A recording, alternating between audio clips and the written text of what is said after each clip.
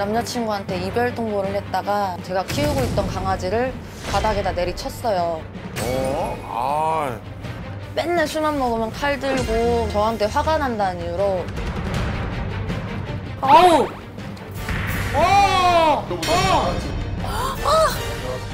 어떡해.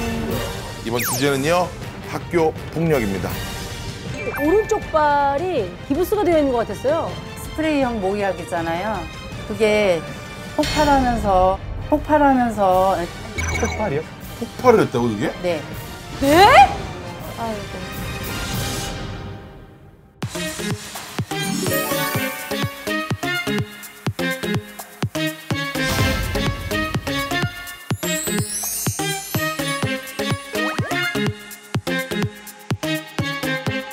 자, 우리 또 이렇게 또 따뜻한 기운을 몰아서 네.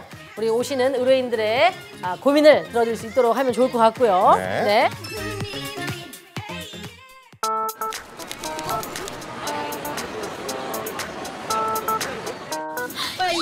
이분 TV에 나왔던 분이야 예전에. 네, 미운놈의 새끼에 나왔던 사진 찍어가지고. 대박. 손이랑 같이 사야 돼. 제가 지난번에 저희 그 법률방 앞에 붙어있는 프로필 사진, 네, 사진. 마음에 드는 거 있으면 갖고 오시면 저희가 다 얘기하셨잖아요. 교체해드리겠다. 그랬는데 이제 아니 저기 사진 좀 치우고 블라인드로 선택받으면 안 되나요? 이게 왜 뭐라고 돼 있길래 이렇게 안 눌릴까요? 불 잘 들어오는데 말이죠. 예, 이상은 없는 것 같아요. 사진을 좀 바꿔야 되지 않을까요? 예, 마음에 드는 사진 있다. 나 이걸 받고 싶다는 거는 다음번에 갖고 오시면 저희가 반영해드리도록 하겠습니다. 네, 다른 변호사님들은 꿈쩍도 안 하셨어요. 자기는 괜찮다, 만족한다. 뭐 사진이 뭐 중요하냐. 상담에 내실을 기하겠다. 다 이렇게 얘기하셨는데 유일하게 한 분이 본인의 사진 3장이 나왔고 본인의 사진 3장이 나왔고 그래서 제가 지금 사진을 냈어요? 이게 좀 문제가 될 것 같긴 하지만 좀 네. 보여드리려고 어떤 사진인데? 갖고 왔어요. 잠시만요. 이분 왜 이래? 야, 난 왜 이러시는지 모르겠어 이분이. 도대체 어떤 사진이길래. 누구야? 자, 1번 사진부터 한번 가볼게요. 자, 1번 사진. 자, 이런.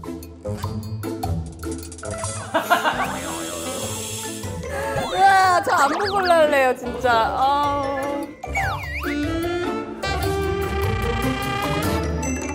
자, 이런.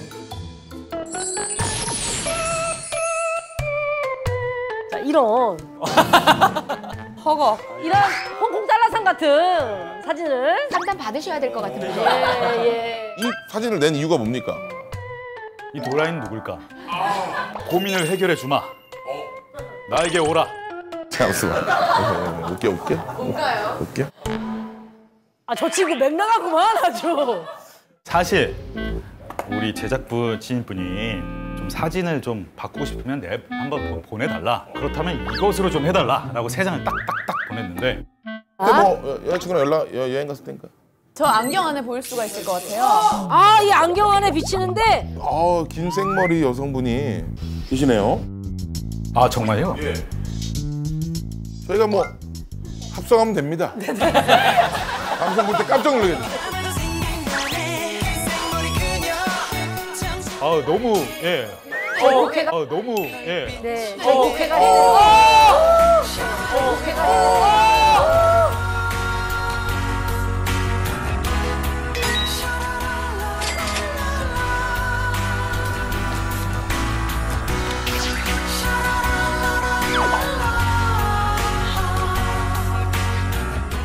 근데 아까 제가 여기 지금 이제 의뢰인 불을 켜시고 방으로 입장하시는 걸 살짝 얼핏 봤는데 한쪽 발, 이쪽 오른쪽 발이 기부스가 되어 있는 것 같았어요. 아이고, 근데 거기까지 오신 거예요? 네. 아니, 이 추운데 기부스까지 하시면 너무 힘드시겠어요. 웬일이야.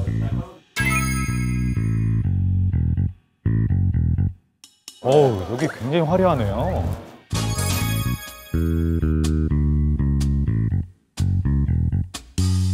안녕하세요. 안녕하세요.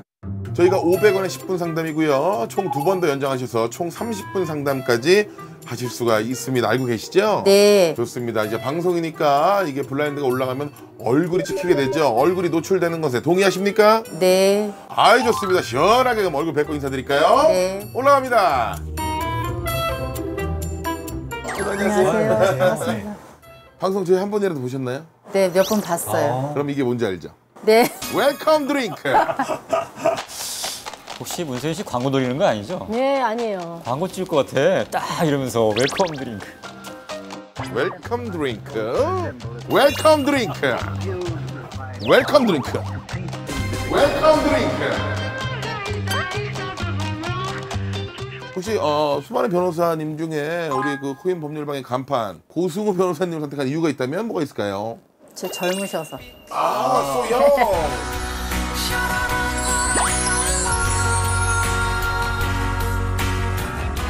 오늘 왜 이래요, 오늘 진짜. 오늘 멘트 다 나가네.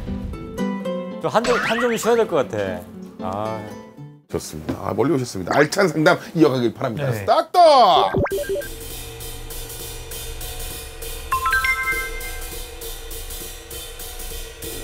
한 2달쯤 전에 모기약, 스프레이형 모기약 있잖아요. 무슨 킬라? 예. 네. 그게 폭발하면서 아니 폭발이요? 네. 폭발을 했다고 그게? 네.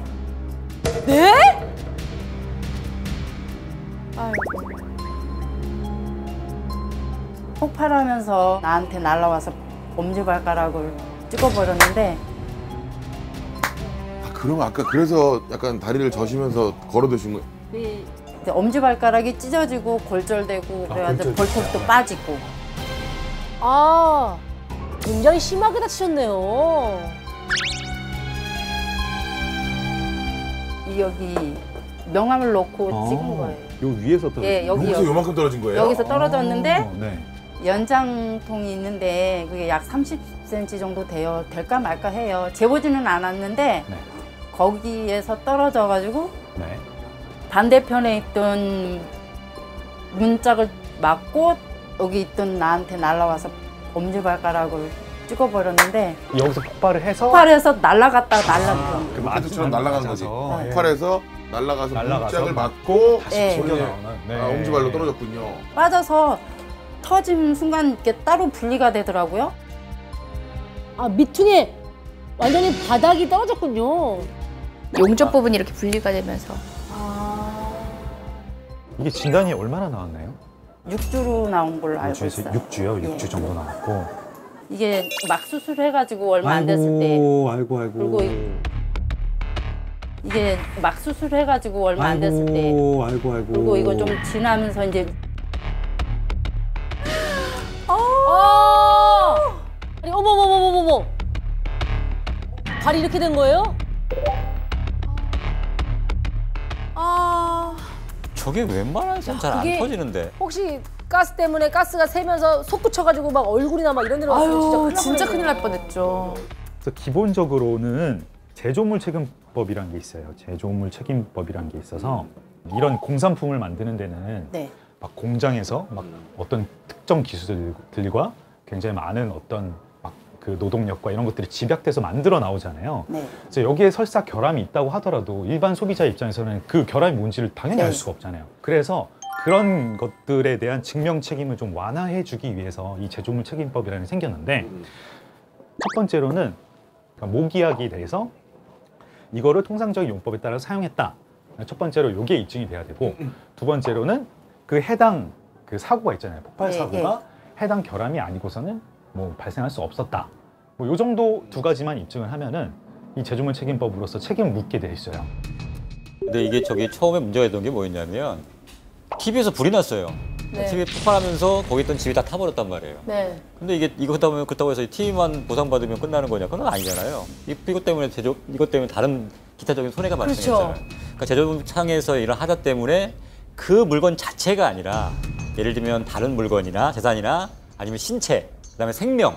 사실 이거에 손해가 발생할 때 손해 그 배상을 하기 위해서 만들어진 법이에요. 이거는 다른 거에 손해가 발생했을 때는 우리라는 법이 없었기 때문에 그동안은 네. 이걸 어떻게 해야 될지 뭐 별도로 무슨 입증해가지고 하면 할 수 있겠지만 말씀하신 것처럼 이 제조 과정이 굉장히 복잡하고 여기다 면 유통 과정도 거치고 생산 과정도 거치고 이러는데 난 이걸 모든 걸 그러면 소비자한테서 너가 입증해라라고 한다 그러면 거의 불가능한 걸 요구하는 그쵸. 거란 말이에요.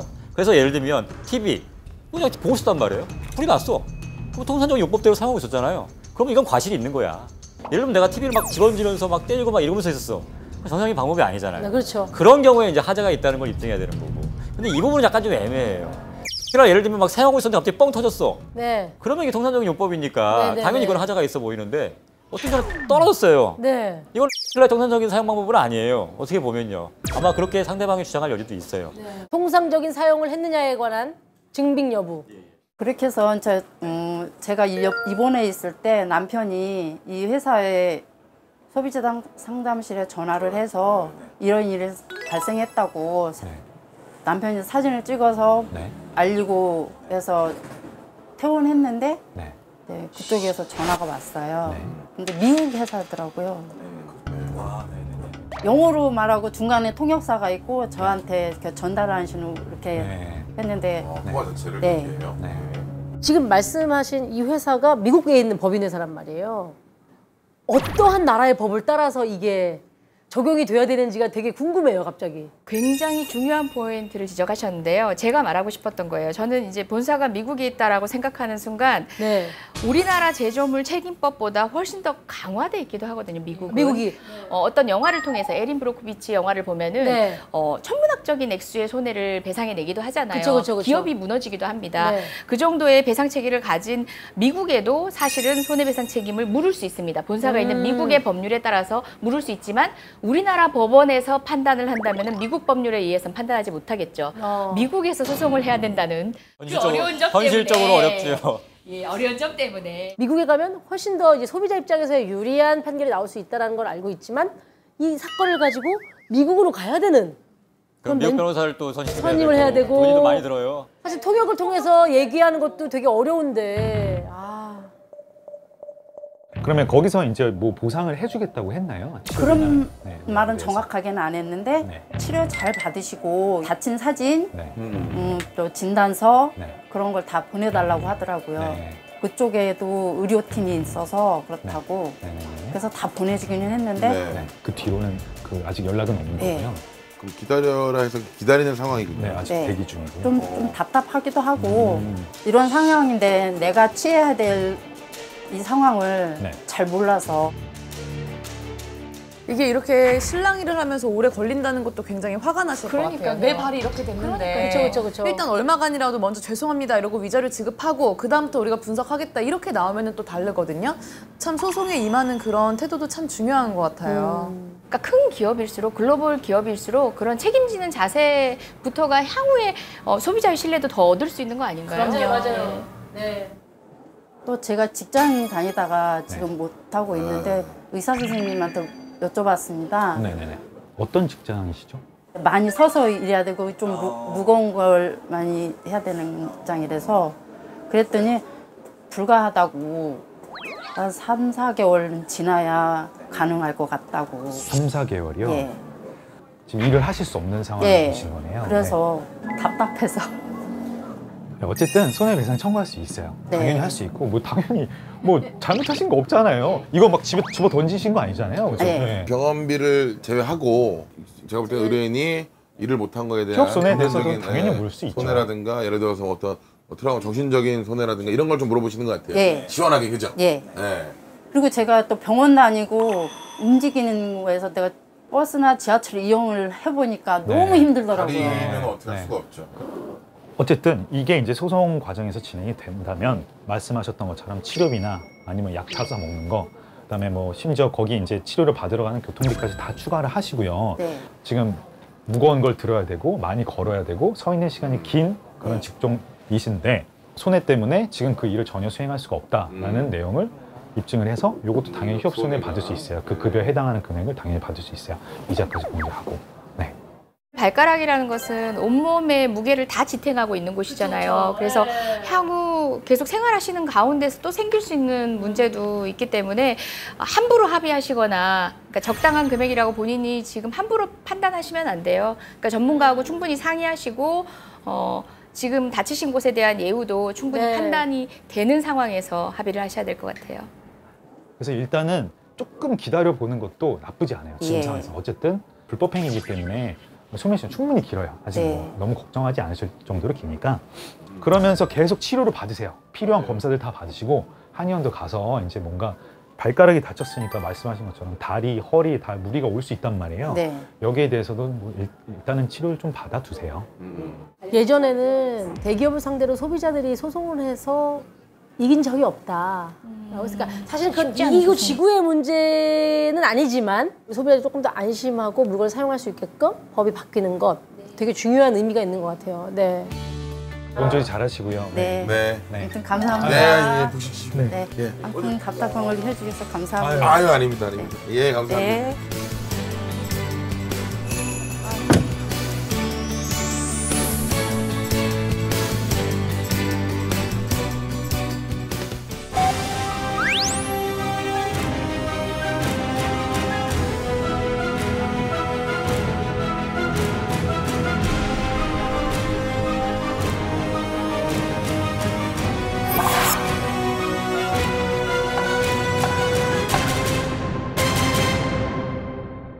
어서 오십시오. 아유. 특이한 사연이 많네, 오늘. 근데 생각보다 너무 많이 다치셨더라고요. 어떻게 거기 뒤가 이렇게 다 날아가죠? 그러니까 깜짝 놀랐어요. 무슨 로켓 분리되듯이 그 뒤에가 딱 날아가고 날아갔어요, 그냥.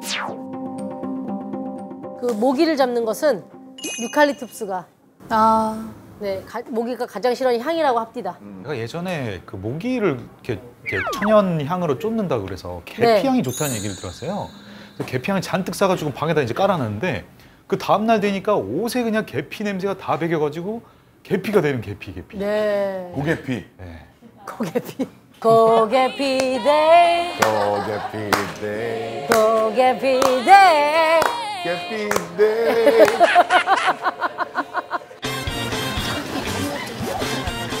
오백원 넣고 모르는 거야. 본 사람을 모르는 거야. 옛날에는 이 사람 좀 젊었거든. 이 사람을 좀 많이 선택하더라고. 그 여자를 이걸 이 여자는 국회의원이야. 500원 넣고 오늘 여기서 이거 하는 거네. 이 사람 중에서 한 명 모르는 거야. 그 문세윤이 옆에 앉아갖고 같이 해줘. 변호사랑 같이 딱 있어주고 있는 어린이야. 저희가 지금 일산에 굉장히 유명 쇼핑몰 인구 밀집 지역. 그렇죠, 밀집 지역. 밀집 지역에 네. 이게 상가들이 굉장히 많잖아요. 네네. 근데 이렇게 보면 어제까지 있었는데 저 가게가 없어졌네? 맞아, 이런 맞아. 데가 많아요. 권리금 같은 경우에 내가 어느 정도 장사를 잘 만들어서 이 가게 권리를 높여놔서 권리금을 받았어요. 이거를 집주인한테 줘야 됩니까? 권리금 같은 경우는 사실상 이제 임차인과 다음 임차인 간에 수수되는 금원이라고 생각하시면 돼요. 근데 어떤 상가 주인들은 가끔 우리 가게에서 권리금 못 받아요. 이런 데도 있고 맞아요. 권리금을 받으시면 안 돼요. 이렇게 한 데도 있고 받으시면 저랑 퍼센테이지로 나눠야 돼. 이런 분들도 있더라고요. 권리금 자체가 유무용적 어떤 이익인데 그것에 대한 권리를 인정하지 않았던 때도 있었어요. 근데 지금은 최소한의 범주에서 임차인이 다음 임차인에게 권리금을 받을 수 있는 정도의 권리는 인정이 됐거든요. 뿐만 아니라 우리 그런 경우 많이 보잖아요. 정말 잘 나가는 집인데 주인이 꿰차고 앉은 집들도 많이 봤잖아요. 저 많이 봤어요. 제 예전에 대학교 옆에 하나 있었거든요. 거기 식당이 되게 싸고 맛있고 학생들한테 푸짐한 식당이 있었는데 오늘 아주머니가 안 계셔서 봤더니 건물주가 자기가 한다고. 그래서 우리 학교 학생들이 다 안 갔잖아요. 네. 아니 그러면 이제 내가 할게 그러고 나가 이러면 그럼 나가야 되는 거야? 그런 상황에서 보호가 되기 위해서 갱신 청구권이라는 것을 임차인에게 인정을 해줍니다. 기존에는 그래도 이제 상가라는 점을 고려해서 그냥 주택 임대차보다는 훨씬 더 긴 기간, 5년간은 인정을 해줬었어요. 그런데 5년이란 기각도 사실 장사하는 사람 입장에서는 굉장히 짧은 기간이거든요. 네. 저 장사가 자리 잡고 이름을 내고 소문을 내려면 몇 년이 걸려요. 그래서 그것도 이번에 국회가 받아들였습니다. 그래서 10년으로 2배로 늘어나게 됐습니다. 갑자기 카메라 보시니까 되게 이상해요. 뉴스 하시는 줄. 누가 있어요? 아니, 저를 보고 얘기하시다가 그래서 요가 많았어요. 그래서 저희 국회가 받아들였습니다. 저희도 갑자기 저를 그랬군요. 국회 방송이에요? 뉴스 보는 줄 알았어요. 예.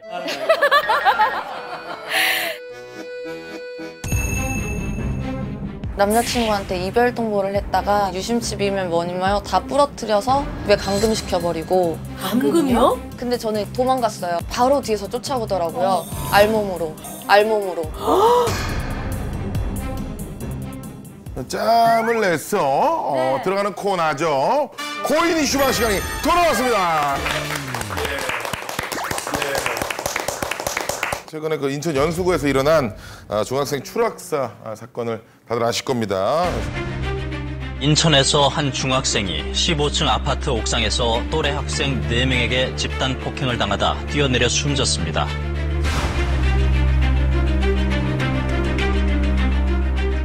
이번 주제는요, 학교 폭력입니다. 먼저 영상부터 만나보시죠. 인천 부평의 한 빌라 옥상입니다. 피해 학생 노려보다가 지금 마구 발길질을 시작하죠. 얼굴이며 몸이며 뭐 가리지 않고 마구 때리고 있습니다. 예. 자, 이어서 보실 영상의 장소 어느 건물의 주차장인데요. 갑자기 한 친구를 마구 때리기 시작합니다. 자, 쓰러졌는데 무차별적으로 발로 가격을 하고 있습니다. 물건으로 찾기까지 합니다. 뭘 잘못했는지 우리 한 여학생이 무릎을 꿇고 앉아있는데 발길질합니다. 그대로 힘없이 뒤로 넘어가죠. 많이 고통스러워하는 모습을 보이고 있는데요. 그러나 아랑곳하지 않고 마구 폭행이 이어집니다. 머리채를 자꾸 흔들기도 하고 맞고 있는 친구는 반항조차 할 생각이 없어 보입니다.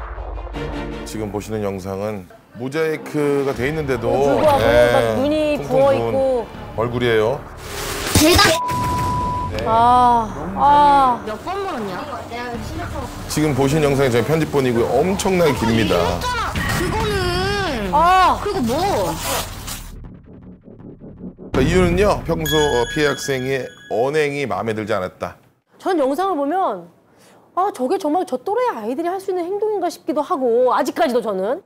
더 큰 문제는 이 사건 후에 이 가해 학생들의 태도가 더욱더 분노하게 만들었죠.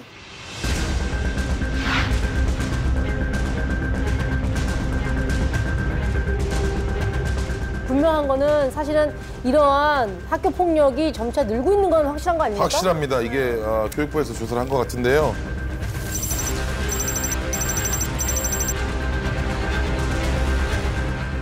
일단은 저렇게 폭행을 휘두르는 아이들에 대한 처벌은 성인과는 완전히 구별되죠. 어떻게 되나요? 사실상 형사절차를 진행하는 것과 소년절차로 진행되는 거는 굉장히 많은 차이가 있어요. 그러니까 형사절차는 말 그대로 이 사람이 어떤 죄를 지었고 어느 정도의 책임을 져야 하는가, 혹시 감안할 사정이 있다면 감경은 해줄게 정도거든요. 근데 소년부를 송치하면은 도와주는 변호사도 변호인이라고 부르지 않아요. 보조인이라고 얘기하거든요. 보조인이 할 역할은 뭐냐면은 이 사람의 죄를 무조건 가볍게 해주세요. 이런 변호를 하는 게 아니에요. 이 사람의 가정 환경이라든지 교우 관계라든지 집안 사정들 다 살펴서 이 친구한테 가장 앞으로의 생활에 도움될 형은 이것입니다라고 해서 소년원에 가게 한다든지 이런 식의 요구를 판사니까 사실상은 상의하는 것과 진배 없는 방식으로 이루어져요.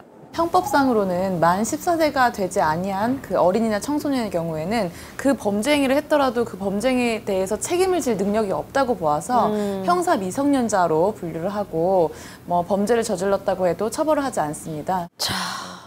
그래서 이제 그걸 많이 악용하고 있죠. 그래서 요즘 애들 사이에서 보면 야 어차피 나 처벌 안 받아. 이런 거를 문자로 주고받은 것들이 많이 보인단 말이에요. 그러니까 애들이 이게 자기가 어떻게 하더라도 나는 처벌이 안 받았기 때문에 그렇기 때문에 오히려 더 잔혹하게 지금 점점 돼가고 있는 것 같아요.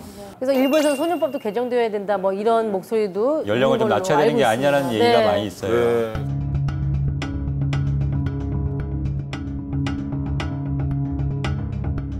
사실은 학교를 보내야 되나라는 생각을 할 때가 있었어요. 이런 뉴스가 계속 나오니까 우리 애가 잘하면 이제 조만간 내년에 초등학교 갈 거고 네. 또 금방 또 지나가면 중학교를 간다고 할 거고 고등학교, 대학교까지 이 시스템을 계속 가야 되는데 학교에서 이런 폭력 사건이 계속 불안하잖아요. 부모 입장으로서는. 그 피해자 애가 우리 애가 안 된다는 보장도 없고 사실 이게 또래 문화잖아요. 여기에 대해서 나 반성해, 잘못해, 걔한테 반성하게 되면 그 또래에서 배척당하는 그런 것도 있어요, 사실상. 그럼 돌이켜보면 우리 어릴 때는 깍두기 문화라는 게 있었어요. 잘 돌아보면. 그럼 조금 뭐 운동에 조금 뒤처지는 친구, 학업이 뒤처지는 친구. 그래서 다 같이 놀았거든요. 이 놀이를 통해서 사실은 규범과 규칙과 해야 되는 일, 하지 말아야 될 일을 많이 배우는데 아이들이 그런 것들을 못 배워서 그런 건 아닌가라는 또 한편의 생각도 하게 되네요. 네. 과거의 학교 폭력과 좀 다른 양상이 뭐냐면 좀 연령대가 많이 내려왔어요. 네. 물론 연령대가 낮다 보니까 아무래도 폭력의 정도나 이런 것들은 중학생이나 고등학생보다는 좀 약해요. 그러니까 어떻게 하냐면 애들끼리 뭐 싸우다 그럴 수도 있지. 라는 반응이 대부분이고 그렇죠. 그렇게 하니까 처벌 약해지고 그러다 보면 오히려 피해자가 떠나는 경우가 대부분이에요. 가해자 남아있어요. 저랑 안 가요. 그럼 어떻게 되냐면 가해자들은 야 이거 별거 아니구나. 어린 나이부터 그걸 배우게 되는 거예요. 처음부터 좀 단호하게 대처를 했다 그러면 그런 것들이 점점 강도가 세지지 않았을 가능성이 높아요. 자, 이런 상황에서는 어떻게 대처하는 것이 그래도 현명한 방법일까요? 학교 내에서 일어나는 일이기 때문에 일단 교사 등 전문가에 의해서 개입되도록 하는 것이 중요합니다. 그 청소년 사이버 상담 센터가 1388, 국번 없이 1388이 있고요. 또 24시간 상담할 수 있는 곳이 117 있습니다. 그리고 학교 안에 학교 폭력 전담관이 배치가 되어 있습니다. 상담을 주저하지 마시고 손을 잡으면 해결할 수 있는 방법이 있습니다. 네.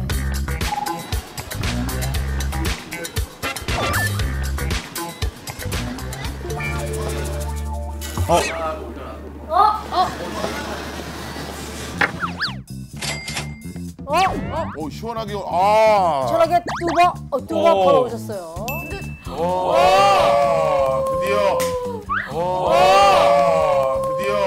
드디어 입어보나요? 드디어 입어보나요? 자, 의관 정지하고 네. 자, 롱패딩 입고 이번에 저랑 같이 한번 가시죠. 진짜요? 네. 제가 이제 한기가 느껴져가지고.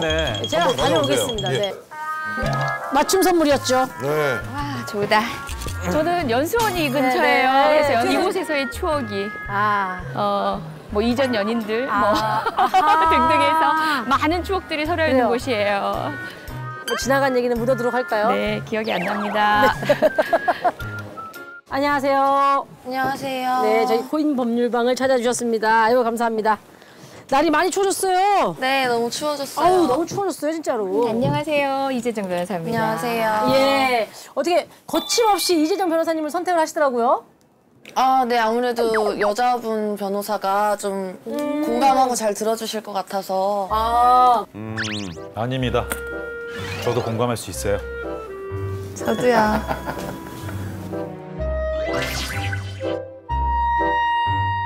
자, 그러면 무슨 일 때문에 여기까지 오셨는지 안 오셨으면 좋았을 테지만, 네, 답답함이 있어서 오셨을 거라고 생각이 들어요. 자, 준비되셨죠? 네. 이제 차분하게 말씀해 주시면 되겠습니다. 자, 10분의 상담 시작할게요. 저 남자친구한테 이별 통보를 했다가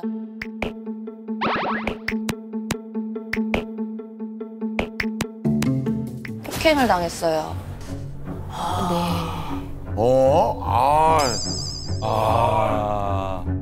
이게 언제적 일인가요?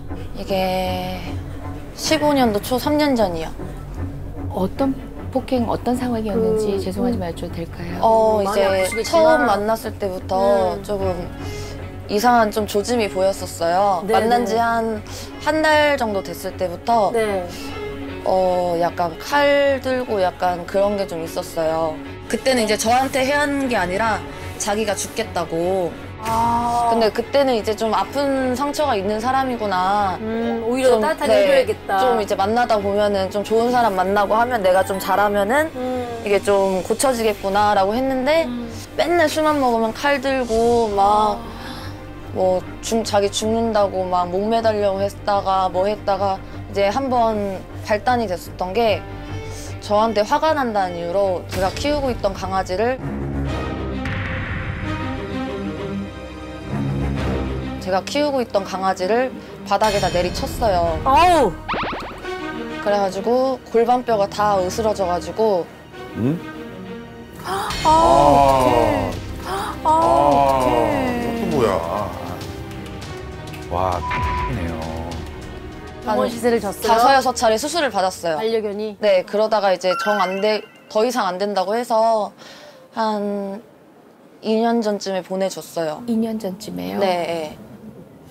그것을 보고서 좀 굉장히 충격을 먹었을 것 같아요. 물론 그 전에 이제 다른 어떤. 그러니까 처음에는 이제 저한테까지 손찌검을 하려고 하고 욕설을 퍼부어서 그때는 이제 내가 조금 더 잘하면 되겠다라고 생각을 했는데 이제 강아지까지 딱 그렇게 되고 난 후로부터 아예 이제 얘랑 끝내야 되겠다 싶어가지고 집도 이사를 한 3-4차례 다녀보고 네. 진짜 그렇게도 어떻게 알았는지도 모르겠어요. 집 밑에서 찾아와서 기다리고 있고 스토커 수준이네요. 또 한 번 찾으면은 제 핸드폰에 있는 유심칩이면 뭐니마요 다 부러뜨려서 집에 감금시켜버리고. 감금이요? 네.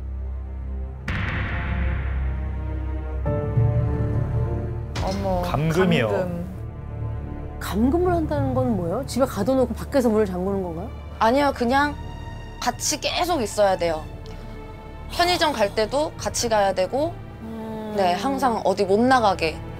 그러니까 제가 시도를 많이 했었어요, 도망가려고. 네. 근데 결국엔 잡혀가지고 다시 그렇게 되고, 그렇게 하다가 이제 안 되겠다. 얘는 내가 막무가내로 나가면은 오히려 화만 더 키우는 꼴이 되겠다. 그래서 이제 얘를 조금 구슬려가지고 좀 타일러서 이렇게 헤어져야겠다 싶어서 이제 오늘 삼겹살에 소주 한잔 하자. 네. 하고서 이제 집에서 삼겹살을 구웠어요. 네. 근데 사실 눈치를 계속 보고 있다가 얘가 이제 옛날부터 습관이 술 취하면은 술 취해서 화장실에 갈 때마다 다 알몸 팬티까지 다 벗고 화장실에 들어가요.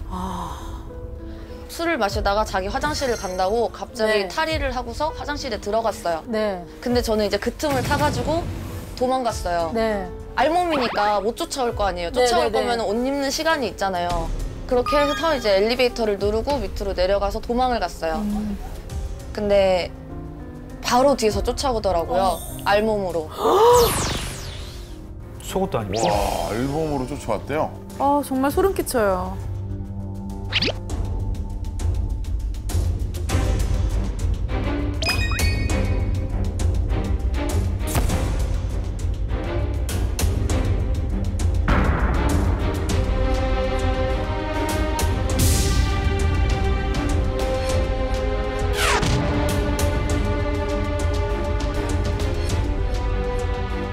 그러니까 바로 잡혔어요. 잡혔는데 완전 화가 치밀어 오를 때까지 치밀어 올라서 그때부터는 이제 머리끄댕이를 잡고 끌고 올라갔어요. 주변에 사람들 없었나요? 주변에 사람이 보이지도 않았어요. 살려주세요 그걸 해도. 살펴볼 겨를이 네, 없었군요. 그냥 저는 그냥 도망만 갔으니까. 어머. 어떡해. 정말 끔찍하다. 아무튼 집에 이제 끌고 가서 그때부터 이제 때리기 시작을 했어요. 눕혀놓고서 이제 이제 싸대기를 막 때리는데 그때는 진짜 차라리 얘가 엄청 때려가지고 차라리 내가 죽어가지고 아이고 진짜 그때는 정말 그랬어요. 근데 누가 갑자기 똑똑똑을 하는 거예요. 네. 경찰이라고. 다행이다. 신고해 주셨나 보다. 네. 그러니까 누가 신고를 한 거예요. 그 모습을 보고. 네. 그러니까 바로 앞에 카센터가 있었어요. 거기 네. 직원이 그러니까 딱 봐도 심상치 않아 보이니까 이제 신고를 한 거예요. 처음에는 이제 제가 이제 소리를 막 질렀어요. 이제 들으라고. 네네네. 근데 그때부터 이제 목을 조르기 시작하는 거예요. 소리를 못 지르게. 차라리 죽으라고. 그렇게 하다가 이제 계속 두드리니까 자기도 이제 안 되겠었나. 이제 문을 따고 들어오려고 하니까 그래서 저한테 나 나갔다 올 테니까 여기 꼼짝 말고 있으라고. 너 찍소리라도 내면은 넌 진짜 죽는다고. 이렇게 하고서 문을 열어주고서 무슨 일이냐고. 나 지금 자고 있었는데 이런 식으로 너무 태연하게 하는 거예요. 근데 이제 그때 제가 여기서 다 안 나가면 난 진짜 죽겠구나 싶어가지고 그냥 뛰어나갔어요. 현관으로. 아, 너무 잘하셨다, 진짜. 그때 이제 바로 현행범으로 잡혀가고 바로 그 경찰분이 앰뷸런스 불러가지고 병원으로 실려갔는데 치료를 꽤 오래 받았었고 고막까지 파열이 됐었어가지고. 아, 뭐 어떻게 고막 파열? 네. 오. 네. 귀가 한 3개월 정도 나왔었어요.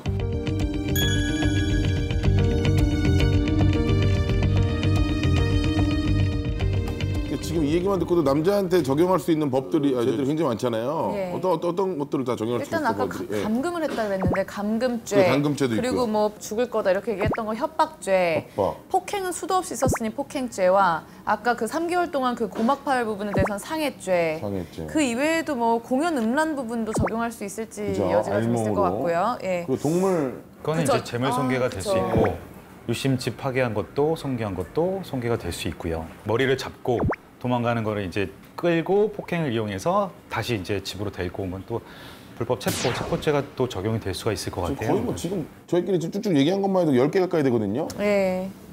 이 모든 것들이 경합이 되는데 이 중에 가장 형이 중한 건 상해죄로 7년 이하의 징역 또는 1천만 원 이하의 벌금형 등으로 이제 처벌될 수가 있는데 실제로는 이런 여러 가지 죄목들이 뭐 경합이 되어서 더 엄하게 처벌이 될 수가 있어요. 근데 한번 말씀을 들어봐야 될 것 같네요. 형사재판이 어떻게 진행됐는지.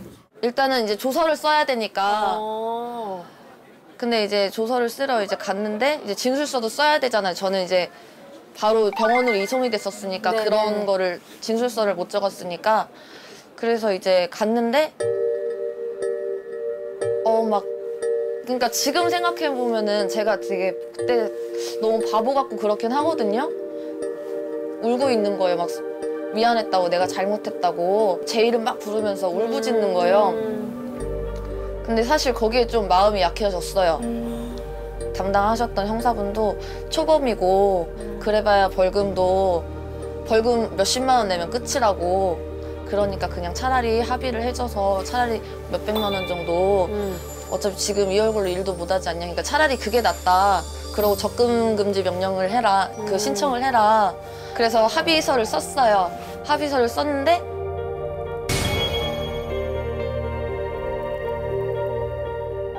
약식명령 70만 원이 저게 아마 뭔가 상해에 대해서만 지금 말씀하신 것만 다 모아봐도 사실은 저렇게 나올 수 있는 사안이 아닌데 너무 작은 거죠, 지금. 그러니까 아마 그중에 한 가지가 정도만 하고 그냥 끝낸 게 아닌가 싶네. 아니 만약에 합의를 안 하고 내버려뒀어요. 만약에 여성분이 진짜 너무 꼴도 보기 싫다. 그냥 벌을 받았으면 좋겠다 했으면 이게 약간 벌금으로 나올 상황입니까? 아니면은 진짜 이 정도 사항이면 최소 1년, 최소 뭐 2, 3년까지도 충분히 살 수 있는 사안이었기 때문에 그렇기 때문에 남자친구 그 사람이 적극적으로 합의를 하려고 했을 거예요. 만약에 그 정도 사안이 아니라 그러면 그냥 소위 말하면 배째라라고 했을 거란 말이에요. 얘 때문에 제가 몇 개월 동안 일을 못하고 있는 상황이었어요. 그리고 이사도 계속 다녀가지고 이사비며 뭐며 동생이랑 또 같이 사는데 동생은 또 학생이었거든요. 핸드폰도 얘가 부셔서 없었고 그러니까 제가 굉장한 생활고였어요. 이래저래 이해할 수밖에 없는 상황이었군요. 합의하고. 네, 그래서 합의를 할 수밖에 없는 했어요. 상황이. 합의금을 받기로 했을 거 아니에요? 합의금이 네. 얼마 정도? 500이었어요, 딱. 500. 그때 이제 제가 일 못하는 거 제 월급 뭐 어쩌고 네네. 해서 얘가 이제 구치소에서 풀려났잖아요. 네. 태도가 확 변하는 거예요. 처음에는 알겠다고 내가 진짜 바로 해주겠다 이렇게 했는데 나오니까 자기 돈 없다고.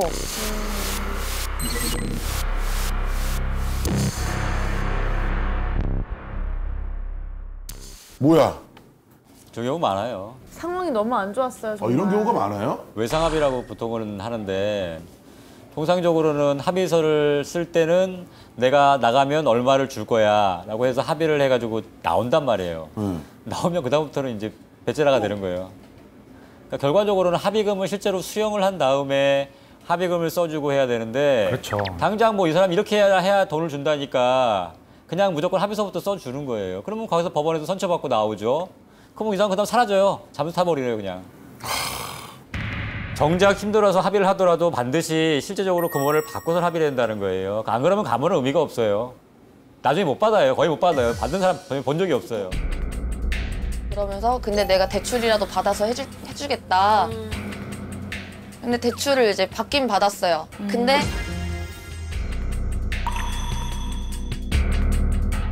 보증을 서줄 사람이 없는 거예요. 그래가지고 제 합의금에 정말 바보같이 제가 보증을 섰어요.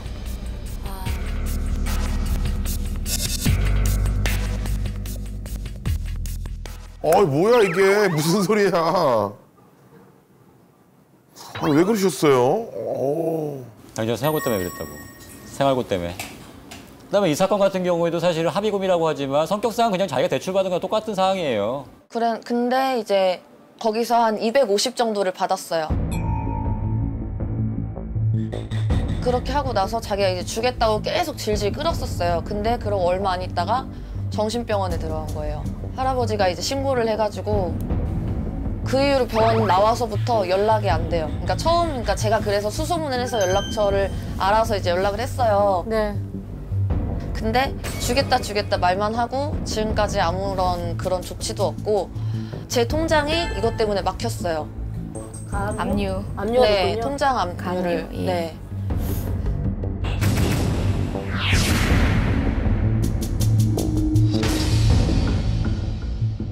연대 보증을 하신 거죠? 네. 이 같은 경우에 있어서 통장을 푼다라고 흔히 표현하는 그 방식으로 해방될 수 있는 방법은 정말 안타깝지만 돈을 갚으시는 방법밖에 없습니다. 지금 현재로서는. 그리고 더 중요한 거는 이제 여기에 원인을 제공했던 그 전 남자친구에게 그때 상응한 피해 보상액 중에 못 받은 부분부터 포함해서 그다음에 갚을 필요가 없었던 금융권에 대한 채무에 대한 부분까지 다시 변상받는 방법밖에 없어요. 그럼 어떻게 고소로 가야 되는 건가요? 민사적 조치 중에 가압류라고 해서 지금 통장이 소위 묶였다라고 표현하는 사실상 재판 이후에 승소 판결을 얻게 되더라도 재산이 없으면 집행을 못하기 때문에 돈을 돌려받을 수 있도록 하기 위해서 미리 가압류라는 보존 처분을 해두시는 게 좋을 것 같아요. 본인 명의 재산이 있나요? 잘 살았어요. 네, 건물도 이제 아버지가 돌아가시면서 2억 5천씩 주시고 가시고 당시 살고 있던 집도 전세 8천이었어요. 그러니까 저는 충분히 줄 수 있을 거라고 생각을 했었어요. 근데 왜 대출을 받았어야 했던 거죠? 그러니까 하도 돈을 펑펑 써대니까 집에서 그거를 외면했어요. 네가 저지른 거니까 네가 책임지라고. 일단 여력이 없지 않기 때문에 민사적인 절차를 진행하는 게 좋을 것 같아요. 아니, 제가 좀 궁금한 네네. 것 중에 하나가 사실 이게 제가 재산을 어떻게 얘가 뭐 있나 없나는 들어야 아는 거잖아요. 제가 알아볼 수는 없는 거잖아요. 알아볼 수 있어요. 재산 명시를 요구할 수 있는데요. 다만 그것을 통해서 밝혀지는 것은 좀 똑 떨어지는 재산들이에요. 그러니까 명의가 자기 걸로 돼 있는 본인 명의 소유만. 확인이 어떻게 알아볼 수 가능해요. 있는 거예요? 은행에 물어보면 돼요? 그거? 법원에 신청을 해서 하게 되는 거고요. 통상의 소송을 진행하는 방식하고 유사해요. 네. 다만 본인 명의의 재산이 없을 경우에는 네. 그냥 판결을 받아서 일단 판결문을 가지고 있을 수밖에 없습니다. 생길 때까지 기다리는 수밖에 없는 거예요? 네. 제가 볼 때 상속을 받았고 본인이 이익은 누리고 있지만 본인 명의 재산이 없을 가능성도 없지 않거든요. 그렇다면은 언젠가는 이제 본인 명의로 이전이 될 수도 있는 거고요. 그때를 기다린다는 의미에서라도 소송을 안 할 수는 없어요. 이렇게 소송을 안 하게 되면은 가지고 있는 채권조차도 결국은 소멸시효로 없어져 버릴 수가 있어요. 예. 너무 힘든 상황이지만 최소한의 절차는 본인 진행을 하셔야 될 것 같아요. 감사합니다. 참 너무 간단하게 변제를 하면 돼요 하지만 이렇게 책임져야 되는 채무액이 본인으로서는 넉넉한 금액이 아닐 것 같아서 그것도 손과 마음이 사실 그러니까 제가 이렇게 변제를 할 수는 있어요. 지금 상황에서. 근데 내가 왜 굳이 그러기 싫은 거죠. 네, 제가 당했던 게 있으니까 뭐라고 해야 되지?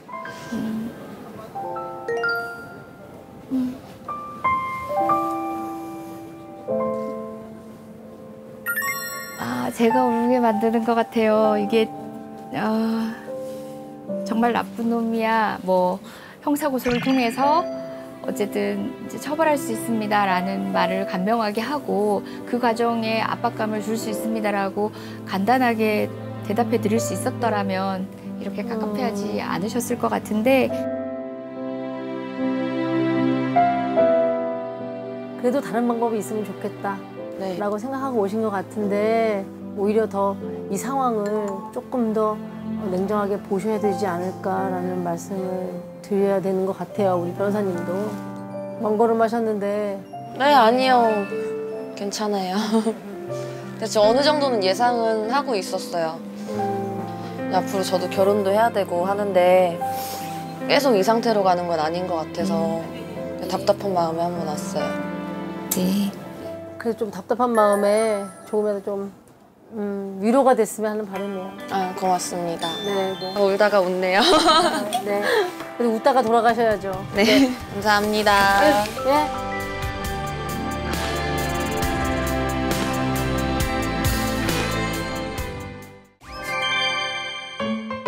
주말에는 사실은 좀 늘어지기 자는 맛이거든요, 직장인들은. 저희 집 바로 앞에서 공사를 하고 있는데 저번 주 주말에 건물 자체가 흔들릴 정도로 시끄러워서 근데 일어나는 시간보다 항상 먼저 일어나게 돼요. 지진 난 정도로 진동이. 와, 진짜 힘드시겠다. 저는 저기 조그만 임대업을 하고 있는데 보증금이 다 까이도록 나가지도 않고 예, 임대료를 안 내느냐 그러면은 욕을 해요, 저한테. 아이고.